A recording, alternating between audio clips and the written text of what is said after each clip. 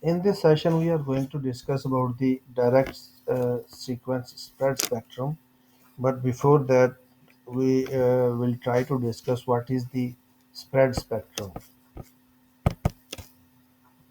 So, spread spectrum basically is a technique which is used to make a wideband signal to of a narrowband signal. So, we can say direct sequence spread spectrum, or we can say it is a spread spectrum technique.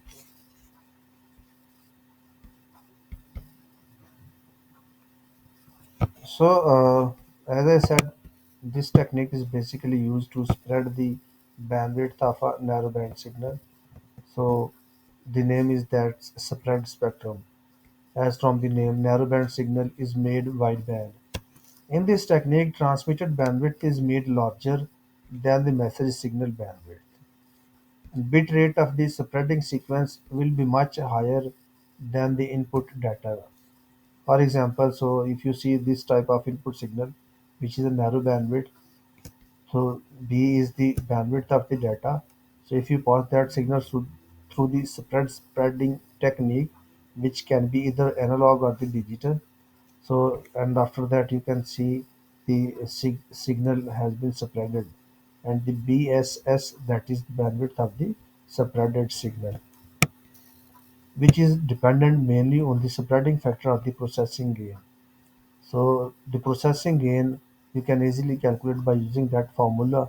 So BSS, bandwidth of the spreaded signal, which is equal to the processing gain multiplied by the bandwidth of the data, or you can calculate the processing gain GP, which is the ratio of the bandwidth of the spreaded signal to the bandwidth of the data.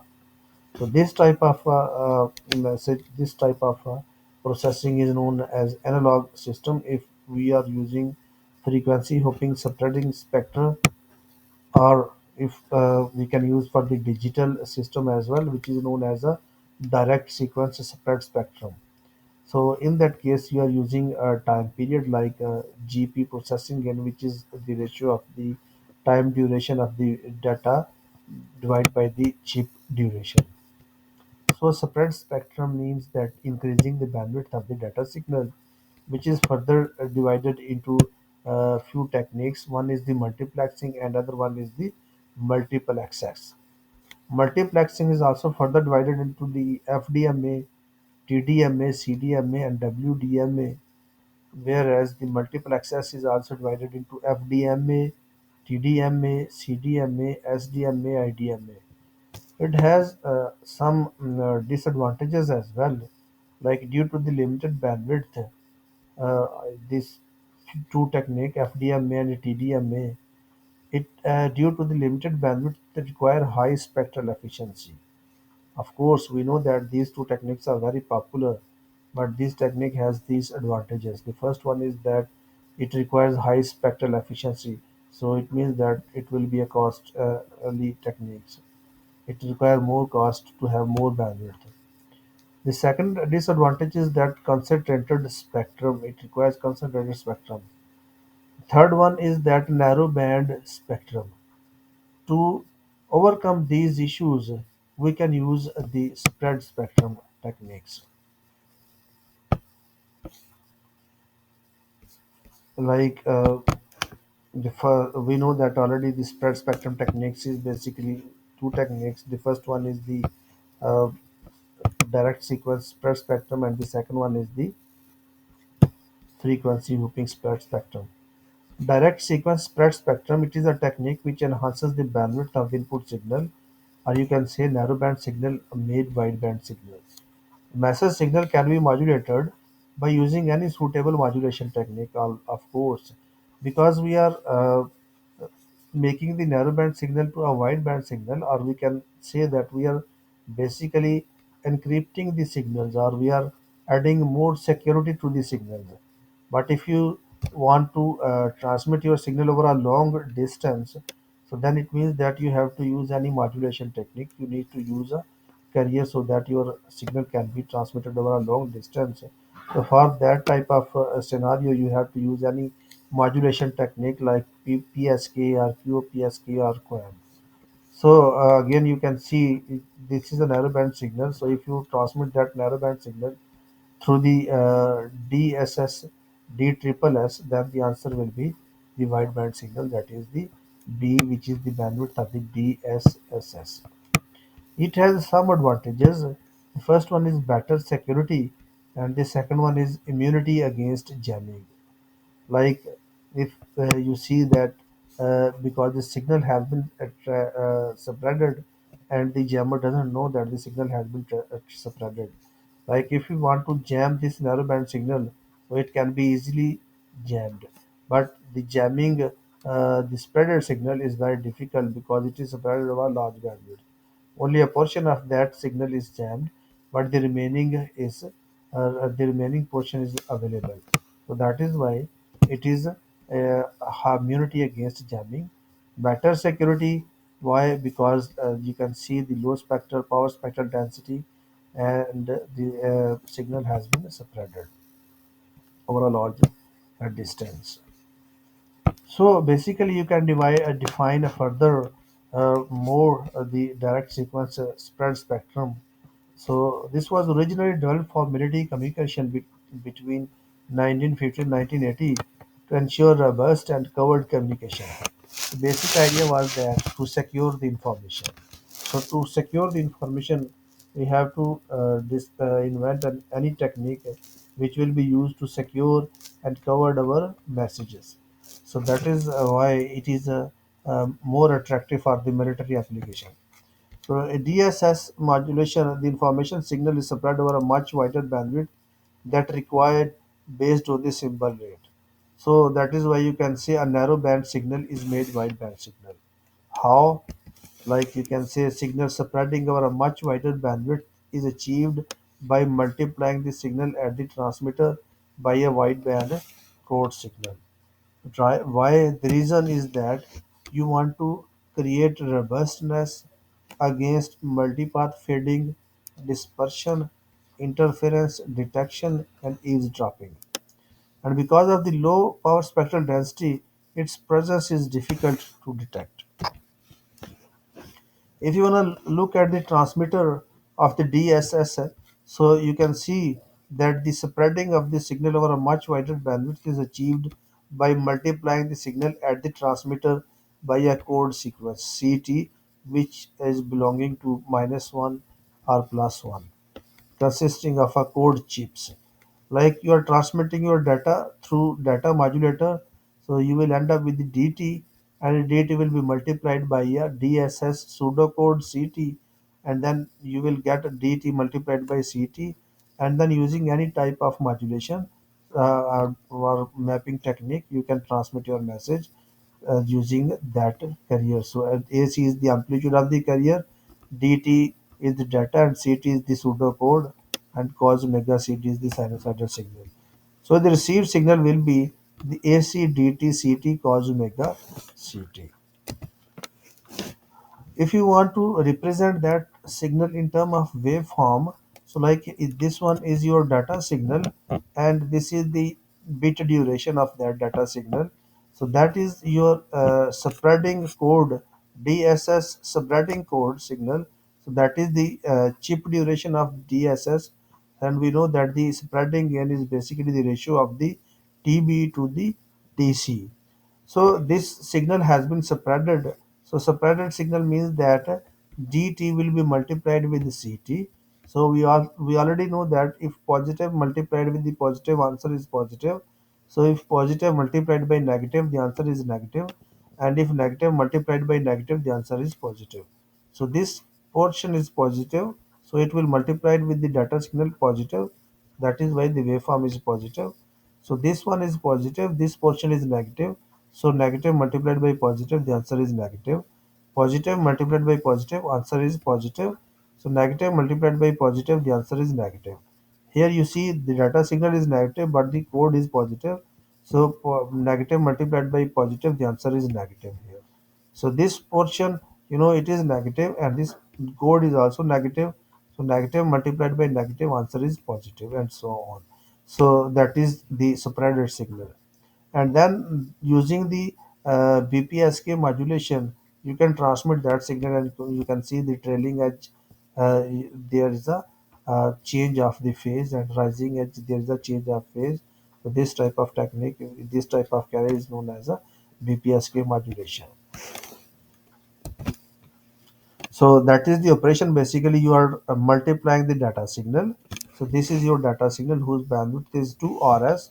So if you multiply the data signal with the code signal whose bandwidth is 2 RC, then answer will be DT multiplied by CT, and then you can see that you will end up with the separated signal whose bandwidth is 2 RC.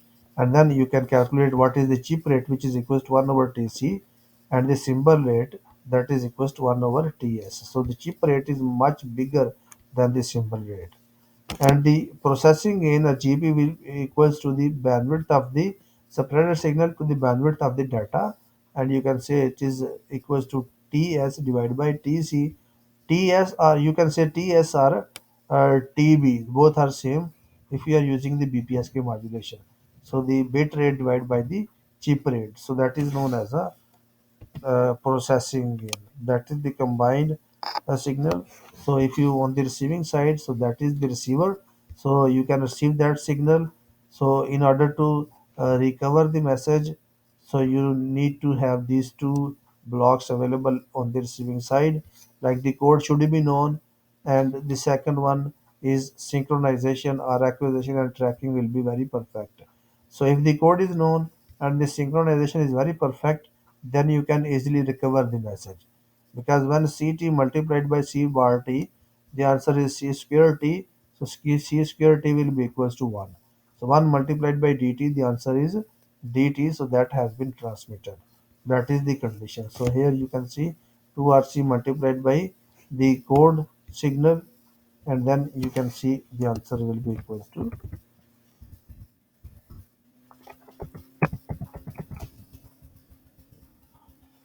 the answer will be equal to your transmitted signal that has been transmitted on the transmitted side, that is dt. So you can see it is a unseparated signal. So but if there is any interference, like here you can see if there is any interference that has been added in the transmitted signal, so you can see if you know the code, if you know the code and the synchronization is also perfect, then you can easily detect the signal, because you see this, that was the interference, and then you can see the interference has been separated, but the message is deseparated. So that is why the you can easily detect the message. So that is why you can say it is very robust technique against against the other uh, techniques. So similarly, this is another type of message. Like you have two messages on the receiving side, but only that message will be decoded whose code is known at the receiving side. Like the code of C1 was known, so only you can deseparate the C1. C2 remains separate. So that is why this technique is a very perfect technique against the interference. So I hope that you understand up to this. So but if you still have any question, you are most welcome to ask the question, and we will try our best to reply your questions.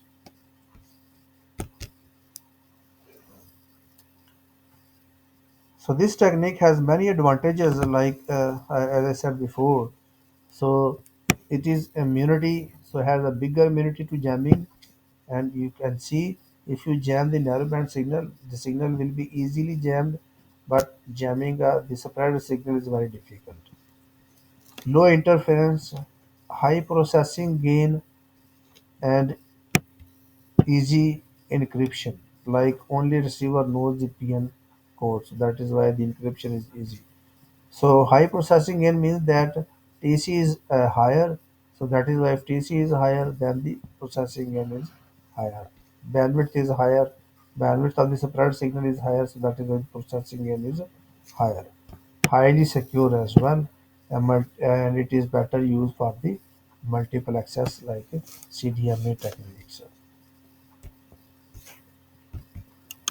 It has a few more properties, like if you want to transmit that signal over a long distance. So it means that for that you can use different modulation technique as well as I have said before. So the signal to noise ratio is equals to EB divided by JBT. J is your uh, jamming margin, and E is the bit energy, and TB is the bit rate. So you can define the SNR. So if the high is the TC, higher will be the SNR. Like if you keep increasing the TC, so if there is a any interference, so if you keep increasing the TC, the interference is keep decreasing. Only a portion of the message has been interfered, which you can easily recover. What is jamming margin? Jamming margin, it is the ratio of the average interference power to the average signal power. Like here you can say it is basically equals to J divided by PS. So PS is signal power is equals to GP divided by EB divided by N naught. So EB is equals to PS TB. PS is the signal power, TB is the bit duration. That is known as energy, bit energy. And N naught is the spectral density, noise spectral density, and J multiplied by TC is equals to EB divided by N naught as well. So jamming margin you can write that in term of dB. So processing in term of dB. So minus SNR in term of dB. You can say 10 log 10 EB upon N naught. And you can further relate this mathematics information with that one, like EB upon N naught. So if you rearrange this equation, so EB upon N naught, that will be over there. So EB upon N naught will be equals to PS multiplied by TB divided by N naught. Why? Because EB is the bit energy, which is equal to PS by TB. If you divide both side by N naught, that will be equals to EB by N naught is equal to PS TB by N naught. So where N naught, we know that N naught is equals to J multiplied by TC. J is the average interference power. So if you insert this value here in this equation, so it is equals to PS TB divided by JTC. And we know this TB by TC is equal to processing gain. So you can rewrite this equation in terms of processing gain as well. So that is PSGB multiplied by GP. So or you can rearrange this equation. So in terms of PS divided by JP, so that is equals to EB divided by N naught, and divided by TB by TC, or in terms of processing gain. So that's all about the direct sequence spread spectrum. So I hope that you have understand all the basic information and the fundamental relationship between the signal to noise ratio and the processing gain and the jamming margin, and also uh, about the bit duration and the uh, chip duration. So, but if you still have any question, you are most welcome to ask in the comment box. We will try our best to answer the question. Thank you for watching the video.